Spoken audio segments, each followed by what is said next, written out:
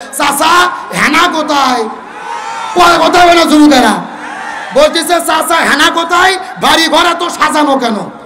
আমি যুবকদেরকে বলতে চাই, এ যুবকেরা, হেনার পেছনে ঘুরো না, কোনো মেয়ের পেছনে ঘুরো না, পড়াশোনা করো, চরিত্র গঠন করো, প্রতিষ্ঠিত হও। শুধু হেনা কেন, হেনার বাবা মা, চাচা চাচি, দাদা দাদি সবাই তোমার পেছনে ঘুরবে। যুবকেরা কখনো কোনো মেয়ের পেছনে ঘুরতে পারে? তাহলে চিৎকার করে বলেন ভিয়া পর্দা নারী যারা, ভালো করে শোনেন, আমার দুই লক্ষ্য করে। বিশ্ব সুন্দরী কমলা হ্যারিসকে ভোট দেয়নি, তারাও প্রমাণ করেছে আদা পাগলা ডোনাল্ড ট্রাম্প ভালো, তা বিশ্ব সুন্দরী কমলার জ্বালা ভালো না। এ আমেরিকার লোক বুঝলো রে। আর আমরা বাংলাদেশের 90% মুসলমান, 14 বছর পার হয়ে গেল বুঝলাম না, আমরা ঘুরিয়ে ফিরে নারীর হাতে ক্ষমতা তুলে দিলাম। আমরা পরিষ্কার করে বলি, আল্লাহর কোরআনের বিধান হলো আর রিজালু কাওয়ামুনা আলান নিসা, পরিচালক কোন নারী নয়, পুরুষদেরকে হতে হবে। রাসূল বলেছেন যেই পরিবারের প্রধান হলো নারী, ওই পরিবার পৃথিবীতে জাহান্নাম। আর যেই দেশের রাষ্ট্রপতি প্রধানমন্ত্রী নারী হয়, ওই দেশে শান্তি আসতে পারে। সুতরাং আমরা শপথ গ্রহণ করব, এতদিন যা করেছি ভুল করেছি, আগামীতে আর কোন নারীকে বাংলাদেশের প্রধানমন্ত্রী দেখতে চাই না। আগামীতে পুরুষ প্রধানমন্ত্রী কারা কারা দেখতে চান, দুটি হাত আল্লাহকে তুলে দেখা।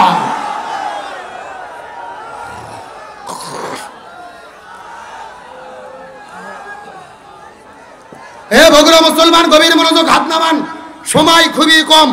এটা রাজনৈতিক বক্তব্য নয়। আগামীতে কে ক্ষমতায় যাবে, জামাত বিএনপি নাকি চরমোনাই, এটা আমরা জানি না। কোনো দলের পক্ষে বিপক্ষে বলারও আমার দরকার নাই। তবে আমার কথা হলো, যেই দলই ক্ষমতাতে আসুক, অন্তত পুরুষ যেন প্রধানমন্ত্রী হয়। কেন আমাদের বগুড়ার ছেলে তারেক জিয়া যদি প্রধানমন্ত্রী হয় আমাদের আপত্তি আছে? যদি জামাতের আমির প্রধানমন্ত্রী হয় আপত্তি আছে? যদি চরমনের পীর প্রধানমন্ত্রী হয় আপত্তি আছে?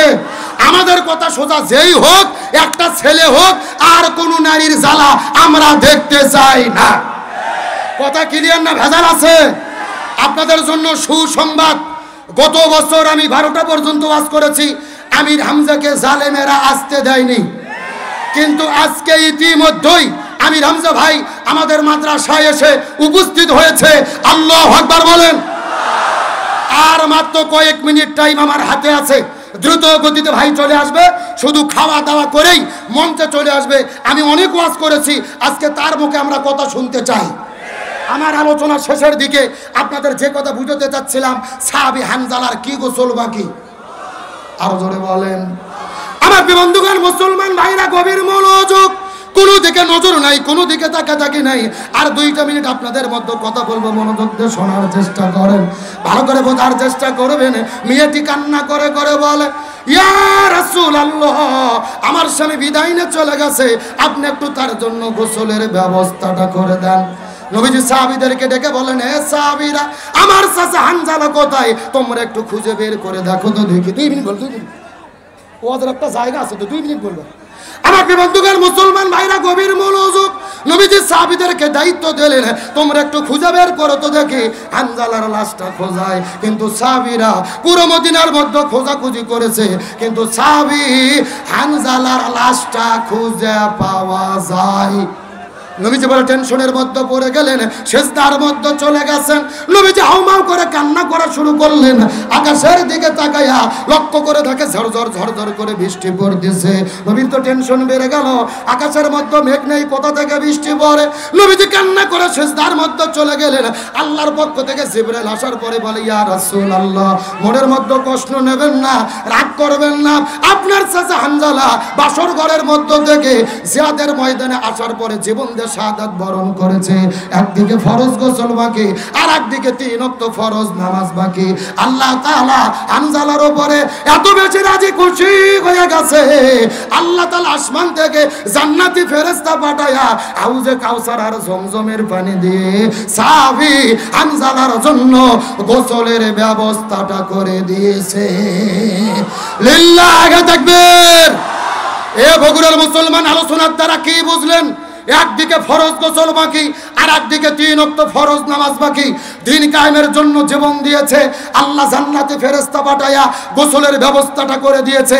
তার মানে বোঝা গেল ফরজ নামাজের চেয়ে, ফরজ গোসলের চেয়ে সবচাইতে দামি হলো এই জমিনের ভেতরে কোরআন বিজয়ের আন্দোলন করা। এই জন্য আল্লাহর কোরআন বলেছেন, ওয়ামা ওয়াসাইনা বিহি ইব্রাহিমা ওয়া মূসা ওয়া ঈসা আন আকিমুদ্দিন ওয়ালা তাতাফাররাকু ফি। হে বগুড়ার মুসলমান, কান খাড়া করেন, আল্লাহর যুগান্তরকারী ঘোষণা মনোযোগ দিয়ে শোনো। এই পৃথিবীতে হযরতে মূসা, ঈসা, ইব্রাহিম আলাইহিস সালাম, আমি যত নবী রাসূল প্রেরণ করেছি সব নবী রাসূলের দায়িত্ব ছিল তারা যেন জমিনে দিন কায়েম করে। তোমরাও যদি মুসলমান হও, দিন কায়েমের আন্দোলন করো, ওয়ালা তাতাফাররাকু ফি, এই ব্যাপারে কোনো দলাদলি করো না। চিৎকার করে বলেন হুকুম কার? এ গভীর মনোযোগ লক্ষ্য করুন। আল্লাহ কোরআনের 82 জায়গার মধ্যে বলেছেন, আকিমুস সালাওয়াতুজ যাকাত, নামাজ কায়েম করো, যাকাত প্রদান করো। তবে নামাজ আর যাকাতের ব্যাপারে ওয়ালা তাতাফাররাকু ফি, তোমরা দলাদলি করো না, এমন কথা আল্লাহ কোরআনে বলেনি। আল্লাহর কোরআন বলেছেন, ওয়ালিল্লাহি আলান নাসি হিজ্জুল বাইত, যদি তোমাদের সামর্থ্য থাকে হজ করো, তবে হজের ব্যাপারে ওয়ালা তাতাফাররাকু ফি, তোমরা দলাদলি করো না, এমন কথা আল্লাহ কোরআনে বলেনি। আল্লাহর কোরআন বলেছেন, কুতিবা আলাইকুমুস সিয়াম, রমজান মাসে রোজাকে ফরজ করলাম, রোজা রাখো, তবে রোজা রাখার ব্যাপারে ওয়ালা তাতাফাররাকু ফি, তোমরা দলাদলি করো না, এমন কথা আল্লাহ বলেনি। কিন্তু আল্লাহর কোরআন বললেন, আনাকিমুদ্দিন, তোমরা দিন কায়েম করো, ওয়ালা তাতাফাররাকু ফি, এই ব্যাপারে কোনো মত পার্থক্য করো না। তার মানে আল্লাহ খুব ভালো করে জানে নামাজ, রোজা, হজ, যাকাত এইগুলো নিয়ে কোনো দলাদলি হবে না।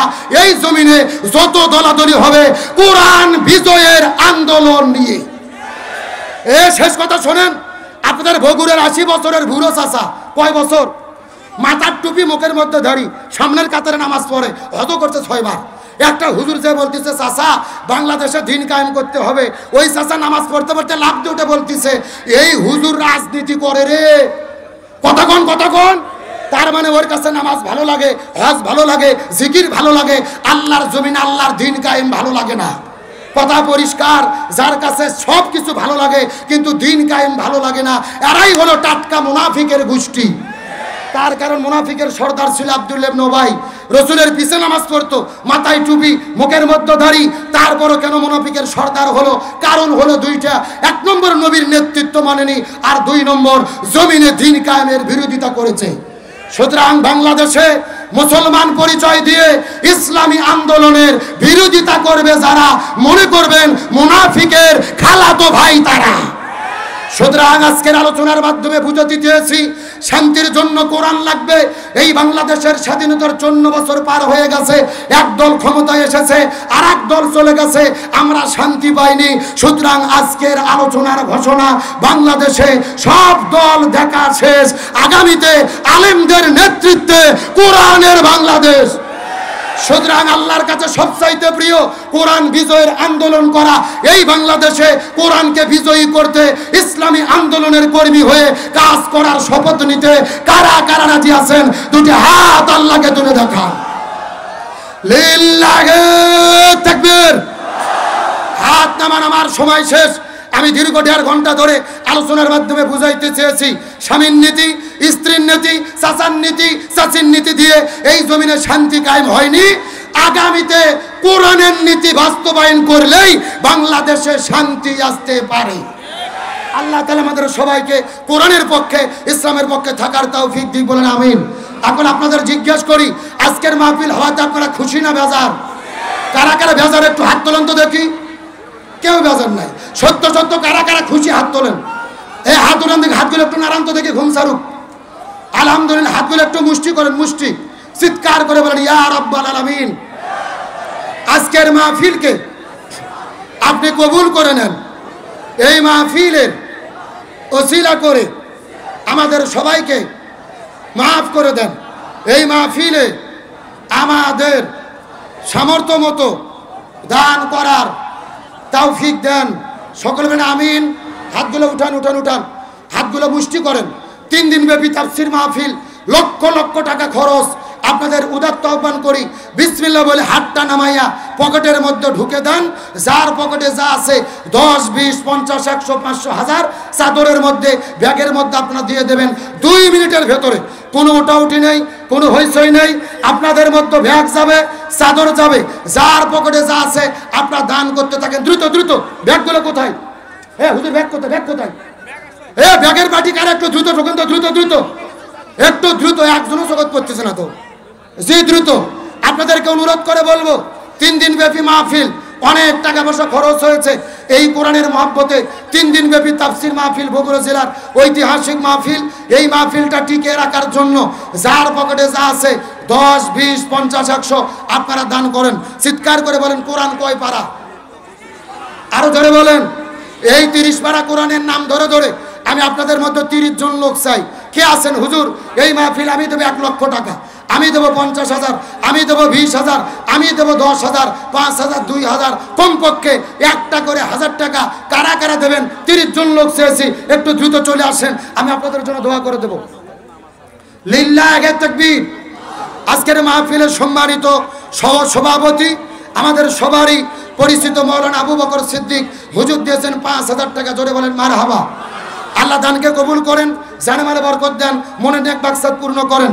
এরপরে কি আছেন?